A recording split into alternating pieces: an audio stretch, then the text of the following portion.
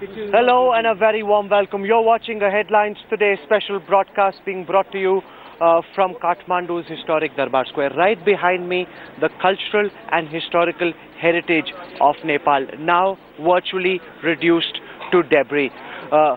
Behind us, several people who are out in the open, unwilling to go back into their homes because they're still scared about the possibility of another earthquake. They're scared about the possibility of more strong aftershocks after this earthquake. People have been out in the open. As you can see, apart from the light that we've got on, there's absolutely no electricity in this area. There's absolutely no electricity in this area. There's no water supply. People quite desperate to ensure that their life somehow returns to normal. Over the next half an hour, we will be giving you a sense of the latest ground reports from all across Nepal. Headlines Today has the biggest team of reporters giving you all the information about this Himalayan tragedy. We kickstart this broadcast with a special report put together by my colleague Jugal Purohit, who went in an Indian Air Force sortie to the virtual epicenter of this earthquake, a village that hadn't been visited so far, a village that was fast emerging as the new hot tourist destination of Nepal, a village which is now counting its dead bodies just surrounded by debris. Here is a Headlines Today special report from the epicenter of this Himalayan tragedy.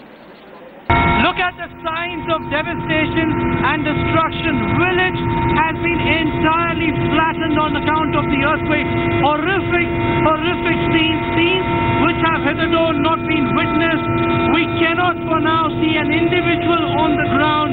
There are people over now, I can see people who are waving at us. They want us to get out and help them. This is a site of tragedy which, as I said, has been hitherto unaccessed. Our arrival here has excited these people. They are running in the direction in which our plane is expected to make a landing. The desperation among these people is there to be seen. As I said, all along our journey from Kathmandu to this point, we've not seen a single road in this surface. It means that there are no roads. What we've seen are dirt tracks which even do not exist now on account of this earthquake. So that's the scenario in this. These helicopters of the Indian Air Force flying in support of the Nepalese army are their only lifeline. We are making a landing right now to them, and hopefully we will have more for you as we go inside and trek along these villages. That's the scenario that we are witnessing in the Gorkha village, which is extremely close, in fact the district of the epicenter. We've just landed in the Barpak village of the Gorkha district, this side of this epicenter, this massive earthquake. Prem Kumar Mishra, my camera person, will show you the extent of damage and devastation. This is a site which not many people, in fact no one has access before, and Headlines Today is reporting from ground zero to tell you the stories about the places which no one till now has reached. Just look around for yourself and you'll get a sense. Extremely desperate people who are waiting, hoping that something will be in this helicopter for them, that's coming to us by hordes. Look at this gentleman, this old man who's trying to come to us. Our arrival here, which as I said is possibly the first one, has triggered an excitement among people, and the houses you're seeing for yourself. Words are not really required to tell you the story that the pictures tell you now. That's the situation from Barpak. With Prem Mishra at the ground zero in Barpak, Gorkha district. Jugal Purohit for Headlines Today. Forced to grieve in isolation, Barpak today is a village full of rubble, corpses and grieving relatives.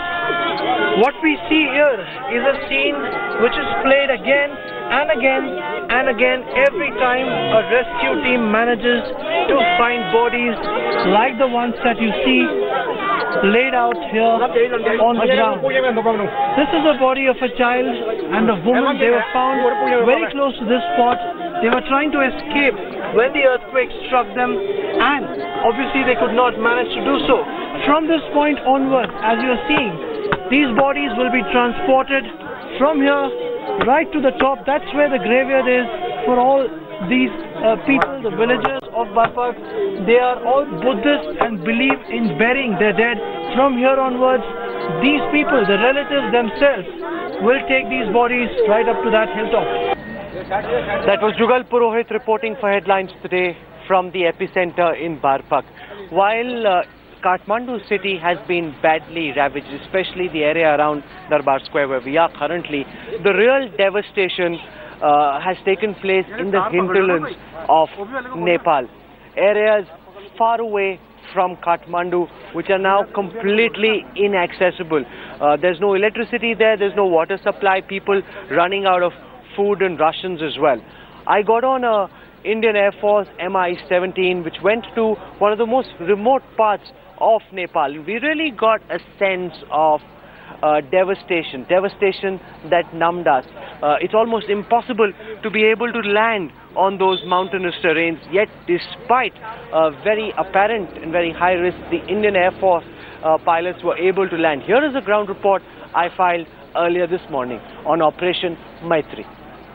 We are currently on board an Indian Air Force chopper that has just taken off from the Kathmandu airport. Behind us, rescue material being brought. This material is being taken by Indian Air Force choppers to the worst affected areas. With us on this flight are locals from Nepal. These people are from the villages that have been badly impacted. What the Indian Air Force is attempting to do is to take these people to their villages to carry medicine, food, water supplies, and also to evacuate those who've been injured and to bring them back to safety.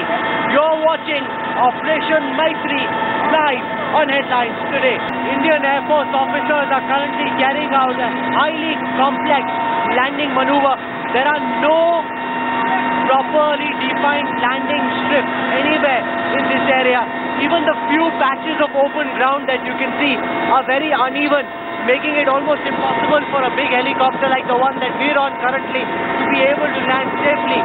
But because these officers are determined to try and rescue the maximum number of people possible, therefore they are now attempting to land on a non-defined airstrip in an open area. This is a very, very complicated maneuver, and you can see the navigation officer trying to point out to the pilots the one open strip that he's been able to see where these pilots will now try and land. You can see the anxiety written on the faces of these youngsters who are desperate to get back to their homes, desperate to see what is left of their houses.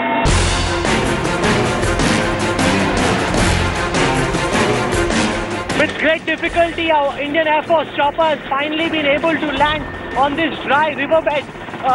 These people have been sent with supplies which they will carry back to their villages. There are several villages over here on the mountain tops that have been completely ravaged. You can see also from there people trying to bring those who've been injured and hurt to these areas. That is what's being attempted. This is a very, very difficult area to be able to land, and with great difficulty the Indian Air Force has been able to land here.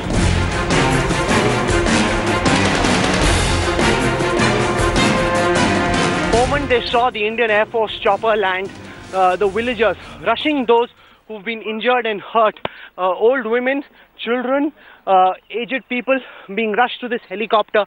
They've brought some rescue material with them, but there are several people for whom help hasn't reached so far. These people will now be taken back to Kathmandu on board the helicopter that we came in. That's the village behind us, which has been badly affected by this earthquake so far. They've not had any supplies coming in. This is the first time that anyone has been able to land over here, with the hope that all those who've been impacted can quickly be taken to Kathmandu.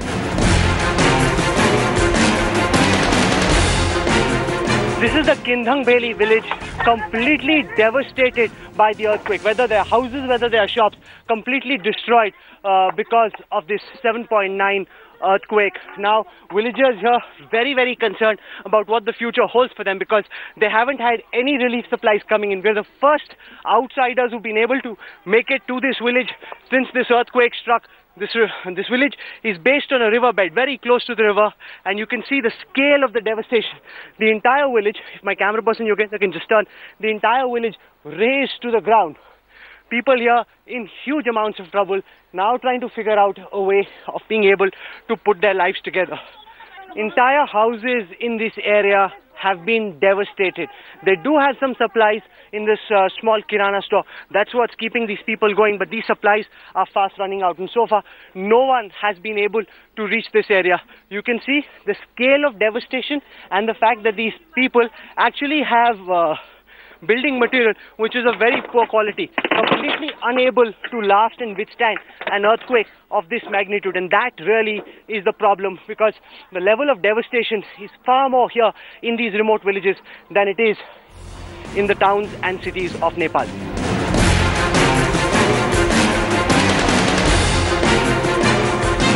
We have to be able to make it back to our helicopter very quickly because there are several sorties that the Indian Air Force team needs to carry out. This is just one village they've come to. There are several other villages too where help hasn't yet been able to reach. Yeah, in this village, not only in this village, in this whole area, all houses are, most of houses are damaged, and many people are killed. Especially, as we know, in this Marpak BDC, more than in average, more than 20 people in a BDC has been expired. देखो आप लोग आए हो, बस इतना वो कर रहे हैं, हम लोग को बहुत खुश हो रहे हैं. अभी तक भी कोई श्योर नहीं है कि अभी तक भी बोल सकते हैं, जा सकते हैं, बात सकते हैं करके किसी का कोई श्योर नहीं है. इतना आदमी है, कोई किधर बैठा है, किसी का कोई घर नहीं है. देखो आप लोग देखा होगा ना, किसी का घर नहीं है, क्या खाएगा, क्या किधर बैठेगा, क्या करेगा करके हम लोग कुछ वो नहीं है. The Indian Air Force crew along with the Nepali army have taken the maximum number of people that they could, but this chopper is already full up. There's absolutely no space left. They've kept the fuel down to the bare minimum so they can carry the maximum number of casualties, but they will have to make another sortie because there are several other people who are still here, still injured, still need to be evacuated. This is going to be a very long and arduous rescue operation. Most of the rescue operation that is being carried out now involves sending medical supplies to those who are still alive and evacuating those who are injured. But one NDRF team was actually able to pull out a person who was stuck in the debris and bring him out alive. There are several stories of courage in the midst of such an Himalayan tragedy.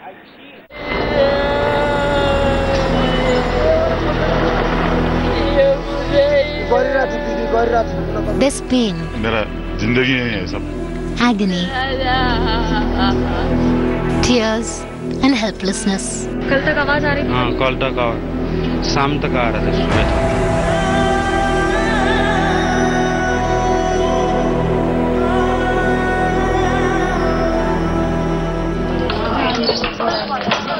Nepal's shattering earthquake lasted for a few moments, but the human tragedy has just begun to unfold. These faces are looking for answers that are buried deep below the debris of the homes they once lived in. Ganesh Giri hasn't moved from this spot ever since the quake occurred. His wife and 5-month-old daughter are buried under rubble where his home once stood. बीवी और बच्चा फंसा है, 5 महीने का बच्चा है. बहुत मुश्किल हो रहा है. कल 3 रोज से हम यहाँ बैठ रहे हैं, धूप में बैठ रहे हैं. हम इंतजार कर रहे हैं बच्चों के लिए. बहुत बच्चे माँ कब निकलेगा हम देख पाएंगे बोल के यहाँ इंतजार कर रहे हैं.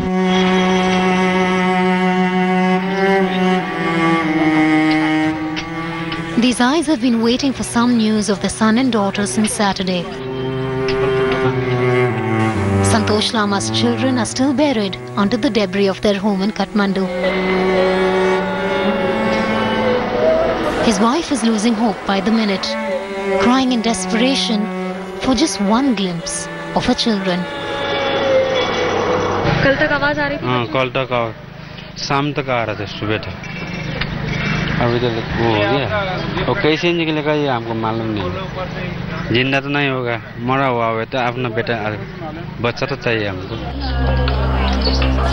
Not far away, Bhaktpur district in Kathmandu has turned into a graveyard. Not a single structure withstood the quake's fury, bearing Sher Bahadur's son and daughter-in-law.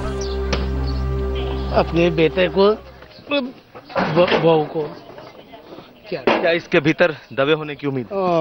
वो आशंका वही है, इसके अंदर ही होगा, कोई नहीं होगा।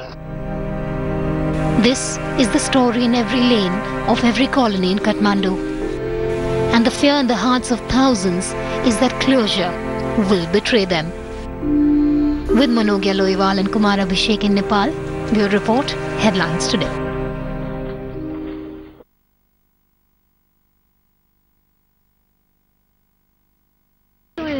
हमारा 7 डॉग था, एक बच्चों का उधार हो चुका है।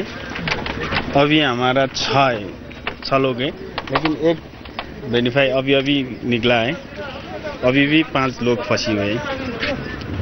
थोड़ा सा भी सांस होता तो हमारा भी आस हो, लेकिन हमारा इस बात में किसी ने पहल नहीं किया है। इसीलिए ऐसा देश में कैसे हम लोग रहेंगे? आज हमारे कोई नहीं, 7 का 7 फिनिश। किसको बोलूं मैं? हम तो इधर मरने लोग तो मर गए, हम भी मर गए, हम भी जिंदा नहीं है। अभी मेरा बाहर से आया हुआ श्रीमती, मेरे पत्नी, एक मेरा बच्चा 9 साल का।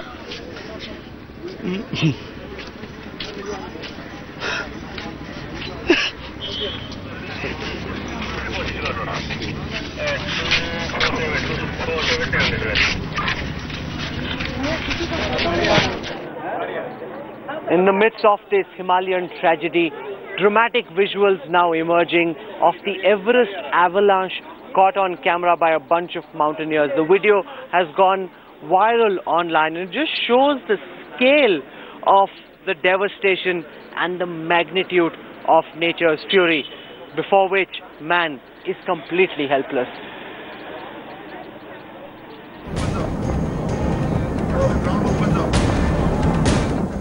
April 2015.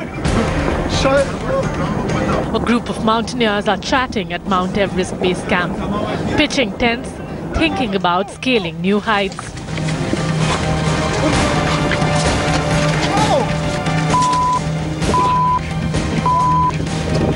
But within minutes, it all comes crashing down in the form of a massive mass of snow cascading down the mountain towards them. The climbers panic and scramble to safety in tents, behind rocks, anywhere.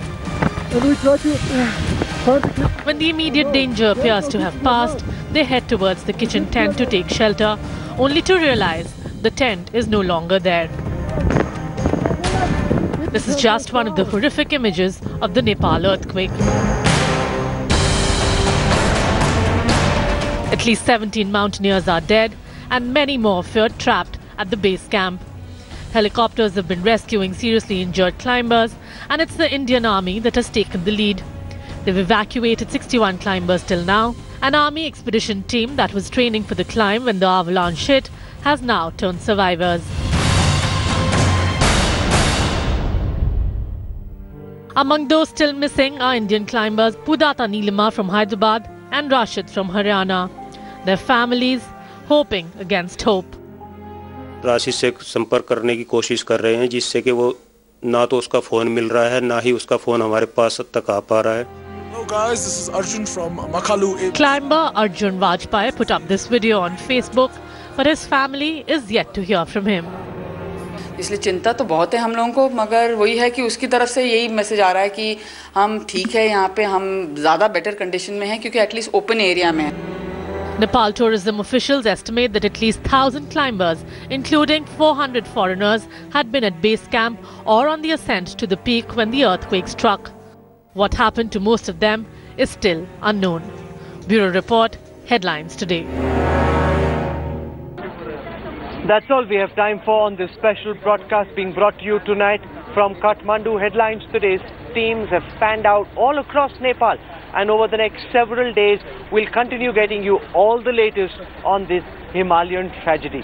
The thoughts and prayers of the people of India and across the world are with the people of Nepal at this time of grief, mourning and unbelievable loss.